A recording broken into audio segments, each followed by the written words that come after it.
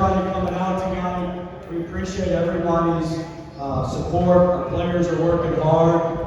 Sorry, my voice is a little messed up. I've been encouraging everybody all week, so my voice is a little getting back into coaching shape. So I have a lot of my coaching staff here tonight. We have most of our players that are in town here tonight. Matt Abel, one of our freshmen, he left this morning for USA Basketball, so he's in Colorado Springs at USA Basketball, and hopefully he'll make the under-19 team, and then we'll go to Switzerland to compete there. So we're excited for Matt. But I'll introduce the guys first, since you're going to need to buy a program the first game because you're not going to know who anybody is. But I have found out you guys are pretty passionate. You follow this stuff pretty closely. So we tried to sneak a few things in there, and you guys catch us every time. So, Trey Holloman, a transfer from Stand Up, Trey. So he's a transfer from Michigan State, and Trey really helped get everything going. He was one of the first guys that committed to us, and for somebody that wants to be a lead guard to step out and commit first and help other guys come along was huge. My man, Eric Copeland, he transferred from Syracuse. I didn't realize there was a bit of history until everything happened. Q's a lot like me. You like him if he's with you, and you hate him if he's on the other team. So that's why Q and I get along pretty well. But Q's somebody that had a great couple of years at Syracuse. It was really good for us at McNeese. Alvin Breed, another transfer from McNeese.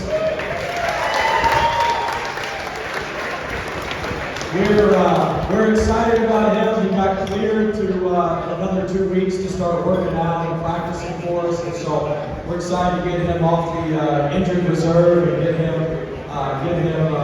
going. I can't see him. Who? Oh, Van Allen Lubin, stand up.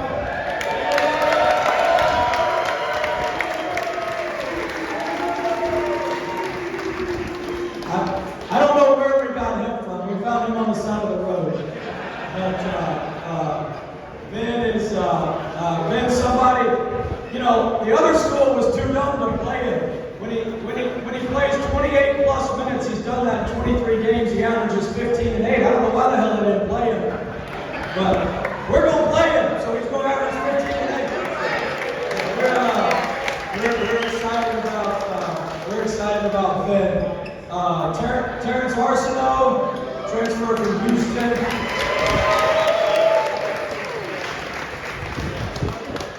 He has that EAUX on the end. You should have seen the hotel worker's face when she handed him the card and tried to figure out where he was from and everything. But Terrence is a great kid, somebody I've known since he was a sophomore in high school from Beaumont, Texas, Beaumont United. He's the 12th best defender in Big 12 history. Not like this year in the history of the Big 12, but we're going to add a little offense. We're trying to add a little offense, Terrence, and keep the defense the same.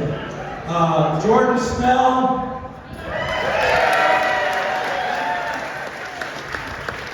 Jordan needs no introduction. He's in his third year with us. Jordan's done fourth year.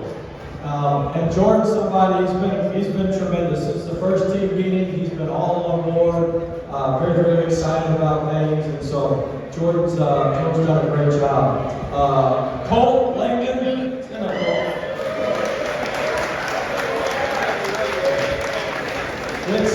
It's important for us to have kids from North Carolina, have folks that are very, very excited about playing for NC State. I don't know who's more excited, Colt or his dad, that he's playing for NC State. But we love the passion, and we're really excited about Colt.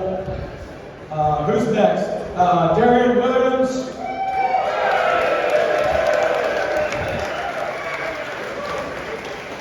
Transfer from Texas Tech, tremendous player, #1 player in the portal. We we had to wait through the draft process, but the wait's going to be well worth it. So excited to have. He was D5, but he's going to be number 1 now. So I guess he's D1 now. Jerry Day, stand up, Jerry.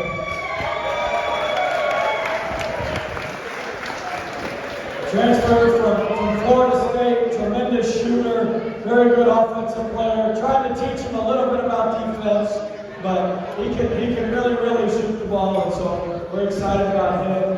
And then last but certainly not least, Paul McNeil.